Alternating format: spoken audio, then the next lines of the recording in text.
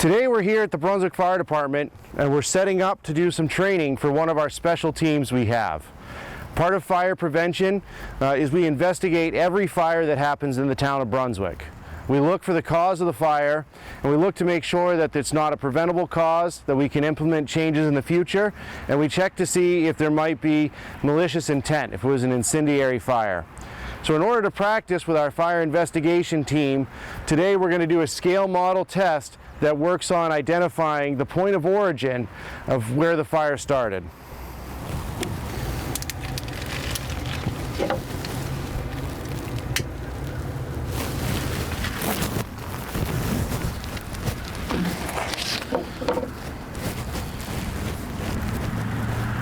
Each one of these training props will have a fire that's set in a different location. We're going to allow the fire to progress, and then we're going to extinguish the fire, and based on the cues of where the fire grows, the fire growth and development is what the investigation team will use to help them determine the point of origin.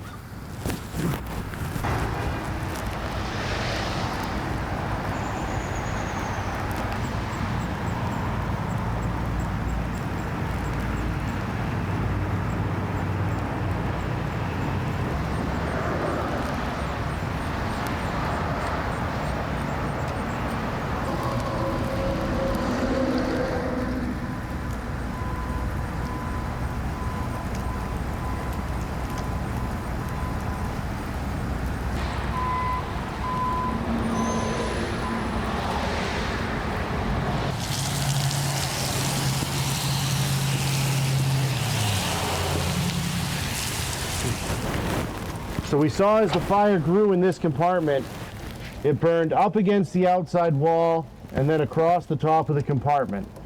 Those are some of the indicators that fire investigators will use later, looking at the burn patterns, looking at the depth of char on the back and the side walls, and looking at the burn patterns in the other compartments will all help the investigators to identify the point of origin.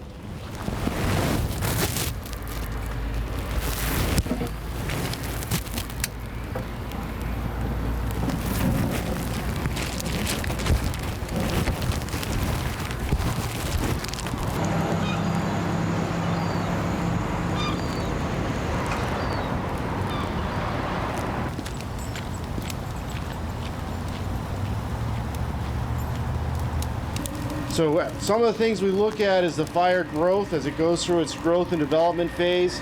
Fire grows from the bottom and it goes up across the ceiling.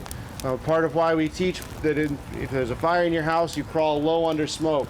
And then as the fire progresses, it starts to build the thermal layer, and the thermal layer gets closer and closer to the ground until it gets to the point that the entire box is then consumed. And this is what we would call a fully developed phase of the fire. When the fire progresses to the point that everything that is combustible in the room reaches its ignition temperature, that's what's considered flashover. Homes that we have today are much tighter than they were built 20, 30 years ago with the tighter insulation and windows. So we're seeing that it's holding that heat in much better than it used to, and homes are progressing to flashover much faster than what we consider legacy construction, the older construction that we used to see. Which is why home sprinklers are important, and working smoke alarms, so you have early detection, early activation, so you can get out of your homes before they reach the flashover point when we have flame to ceiling fires. They have a tool we can use that measures depth of char. So in a situation like this where we just see the whole thing is complete char, we can take the tool, we can measure how deep the char line goes into the wood, and that allows us to help narrow down and isolate the area of origin, because we can look at and follow it just like a map, you know. So at the outside edges would have less char, and then as we move to where there's more char, moving us towards the point of origin.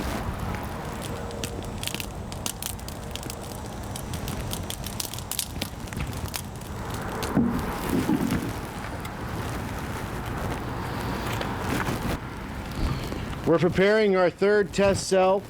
For this one here, we've increased the fuel load that we had in the other two to see if the investigators can see a change in the intensity of the fire and a change in the burn pattern as the fire progresses.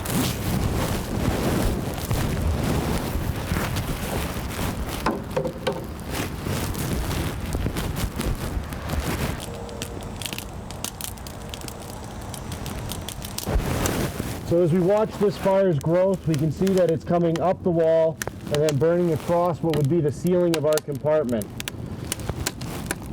In many homes, in apartment buildings, in commercial buildings, we work really hard to ensure that we have these fire breaks and that we have areas that are sealed against fire spread. So here, this is just a simple piece of wood. It's been put up tight against the back of the compartment. There is no ceiling on the back of it. There's no caulking or anything to keep the smoke in there. We can see a little bit of smoke is starting to push up around the edges. But it's areas like this, as buildings get older and renovations are made, that pipes or plumbing gets run through a space and we have more penetrations, which are a concern for fire prevention. As we go around and we do our ongoing building inspections, we're looking to make sure that these barriers stay in place so that when there's a fire, the fire spread is limited just to the compartment of origin.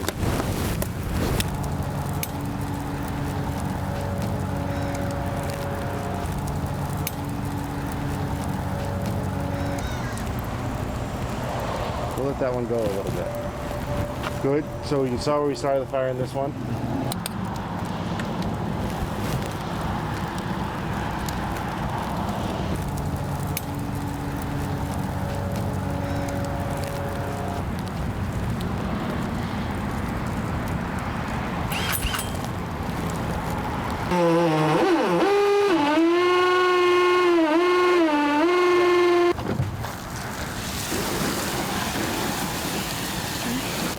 To show the difference that it makes having the intact floor, this one's been compromised, either by pipe chases that would be run through the building, or in some cases, if it's a criminal act, the person setting the fire might put holes in the floor, both to help with fire spread and also to slow the efforts of the firefighters as they enter. So in this one here, we've drilled some holes in the floor so we can see the impacts and the change in fire behavior.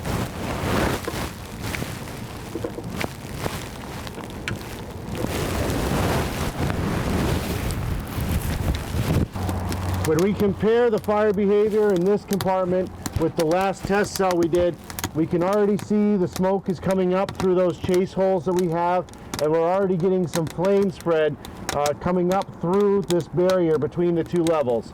And we can predict that it won't be long before the fire spreads up into the second compartment before the first one is fully involved.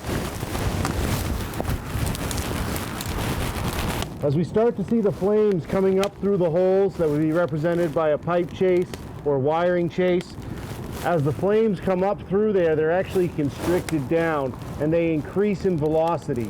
So by having a hole there for the flame, it actually comes out with more intensity than if it was just coming up through the side of the wall.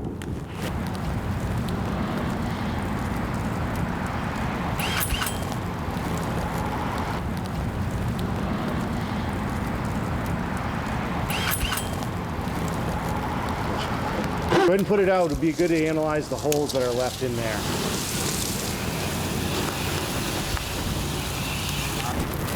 Oh, that's perfect. That's perfect. So these two burn cells had a similar fuel package. The fire was set in a similar place.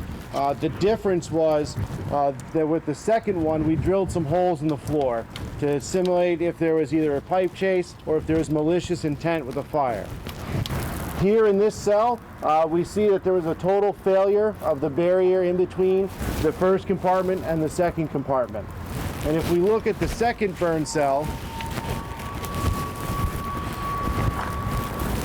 here we started to have some failure of the shelf between the two compartments, and it's isolated right around the area where those holes were. So as a fire investigator, I would come in and I would look for those cues to help me indicate whether this was an accidental fire or whether there was an intentional intent to the fire being set.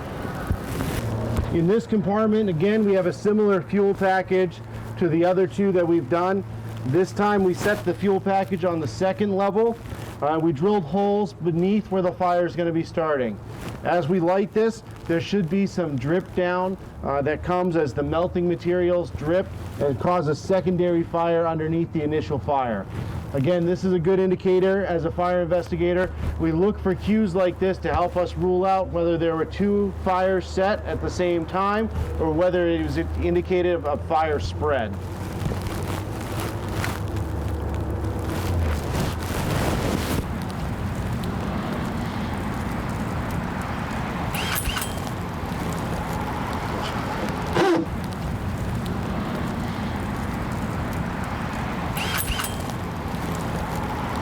For part of the investigation process, we gather the data from the scene, we form a hypothesis, and then we go back and we test our hypothesis. So in this scenario, we set it up with the plan of having some drip fire coming down through and starting the compartment below, so we would have two layers of fire burning at the same time. In this case, fire needs three things to burn. It needs heat, it needs oxygen, it needs fuel.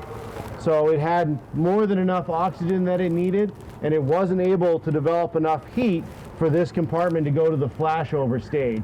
So that's why this compartment isn't fully burned to the extent of the other compartments. Another indicator that the investigators look for to indicate a set fire is multiple ignition sources. So in this test cell, we're going to set 3 different ignition sources, and our goal is to try and get it so that half of the test cell burns to indicate that there was an obvious difference in the way this one burned over the other test cells.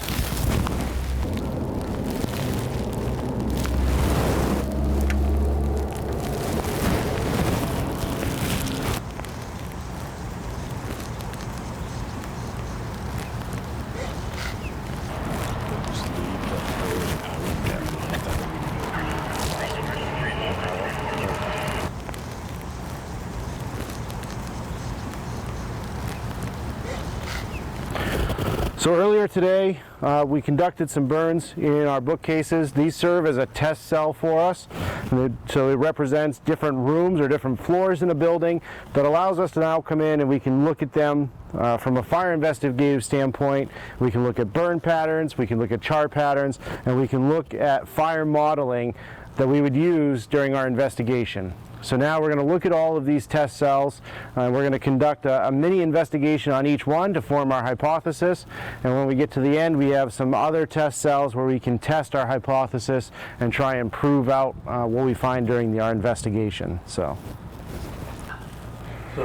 seeing how there's really no fire damage here, there's a little bit of drop in the back corner just from what would have, with the back opening and allowing that to go down, but you can tell that there was no fire or any points of origin below this point. You've got some heat and charring in this vicinity here, and then a little bit up there where heat obviously travels up. You've got the smoke staining and a little bit of charring burning across the top of this ceiling or shelf. Some kind of a, looks like a residue or a substance or something in that back corner. I'd say that's where your heaviest amount of char is. So that would, lead us towards a potential origin in that back corner. Right, and you can compare that to the smoke line on the other side of the compartment. You have a much higher smoke line, again indicating heavier fire damage and more heavily seated on the right-hand side. Sure. And your transfer in the back side is all because that back wall opened up, allowing it to, almost like a chimney effect, come up to the back. Here you see a little bit more charring throughout the whole cell. It looks like that residue that was pointed out in the previous cell is more centrally located, so you had kind of building on both sides versus being trapped into one corner. The whole box is pretty well charred. No drip or draw fire below. So it was pretty well self-contained with it coming out the top. I would at least start to investigate there and dig through that, where that pile of residue is, see if we can find any unburned material below it, and then try to work our way through it. Here it looks like you had some heavy fire below this level here, so I think you would direct us down to this first level with that heavy amount of char working up. What indicators do you have that the fire was below that shelf and not on the shelf and then burned down? I would say with this, you got that heavy, full thickness char all the way through with it dropping down.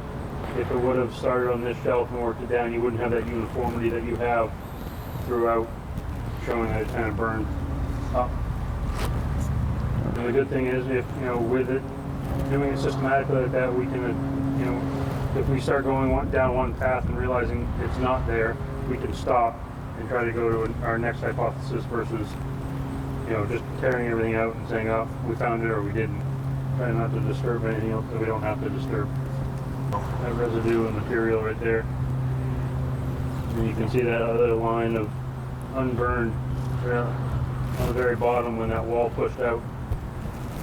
So that was protected by the way the box was built. So with this one, it looks like you had a raceway or some type of, penetration through this level here. So I would first look at this bottom layer and appears that maybe the fire would have started down there and burned its way up through where you have that degradation of that floor or that shelf. And it looks like, seeing that one unburned hole versus the other ones that have been compromised because of it. We've got some unburned material underneath this fuel here. And you mentioned a raceway or a pipe chase. That's one reason why there'd be holes in the floor. But what other indications do we think about from a fire investigation standpoint if we were to find a mostly intact floor with holes in it? What other thought processes might you employ? Accelerant or an intentionally set fire? Yeah. Signs of either trying to delay the fire suppression efforts or signs of intentionally trying to assist with that fire spread. Sure. And it just shows you that you've got that whole compromised floor. So trying to look below it again, like John found down there with the unburned potential material, as well as the material that did drop, also protected the floor. So it shows that where that fire was and how it traveled through the space. So this one here looks like it was a pretty central or localized fire. Potentially again with those penetrations in the floor. You can also see the plug on the floor with some residue on there that maybe was, like was talked about before with the potential set fire or something like that. And you've got different points of origin, potential origin. Again with your smoke lines, pretty consistent on either side. So you've got that center fire kind of up and out. You don't have a very good V in this one, but you do have kind of that up and out marking. Right, and that's almost more of a U-shaped pattern. Yeah. Which again can sometimes be an indicator of an accelerant, especially a low fire heat across the floor that kind of grew in a non-traditional pattern to get that burn pattern. So all the previous fires appear that they were inside the structure and then trying to work their way out. This one almost appears to be on the outside working its way in. So we could have multiple points of origin. So when you see indications of multiple points of origin, what is that an indication of, or what does that lead you to in your thought process? That'd be something I think would be a little bit more suspicious. Right. Definitely a higher suspicion. We've got some pretty good melting on the outside as well. So that could be something that started and melted down, and just so it was a coincidence that it all hit each floor, but in the same sense, you're going to want to be, that index of suspicion is going to be pretty high that it's going to be a potential set fire. Another good indicator of a set fire is when you're seeing things that have been removed from the scene. One of the things we look at when we're evaluating fire growth and development, flame patterns, burn patterns, is the effect of ventilation on the fire growth and development. So here we've limited most of the available airflow, the ventilation going into this fire. We have one side of it's open a little bit, so we're going to get some bi-directional flow. Air is going to be going in and out through the side, and mostly it's going to be venting out through the center top portion. So when you see as this fire grows, and we should be able to see some effects to the char patterns when it's all done, and where the fire intensity changes based on the available oxygen in those areas. You can see the different colors of smoke as well. You've got pretty white, gray smoke coming off the back, and that black, rich, fuel-rich smoke coming off the front. It's starting to break through the seam in the top. Yeah.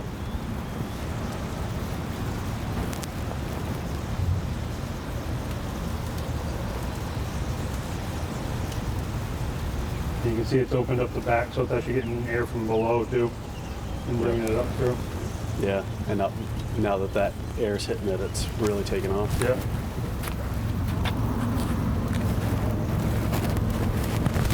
And still nothing. This whole side It's pretty is clean. uninvolved. Yeah.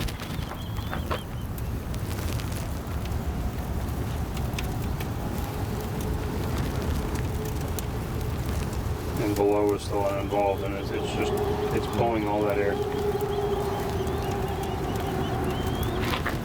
Till the wind changes.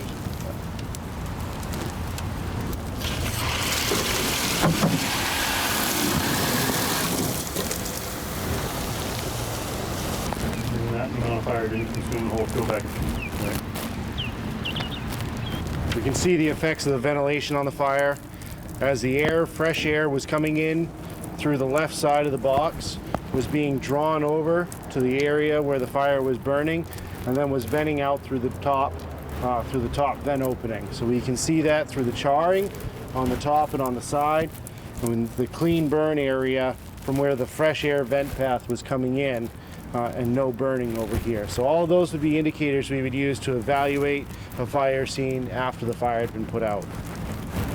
And you can see even where the protected by that board in the front, again, unburned area. So we can see we have fire growth down on the first level.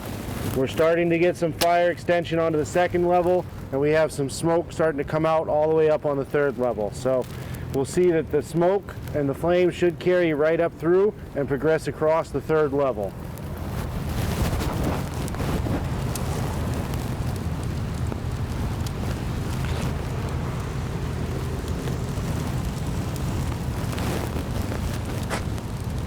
So we have heavy fire down on the first floor in the first compartment. Most of the fire on the second compartment is actually coming out over the front of the box. And now we have fire up in the third compartment coming up through the pipe chase. And again, if this was balloon frame construction or construction that had unrestricted chases in the walls, then that would be the fire spread we would see. It is a challenge for the firefighters because the fire's all behind the walls, and we have to get in there with our tools and equipment to open the wall space up to be able to put the fire out.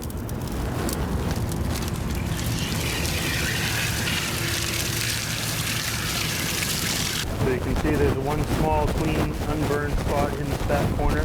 That cold air is being pulled in from this back seam and the seam below, and left that completely untouched from any charring or burning from the fire going up right up past it through that hole.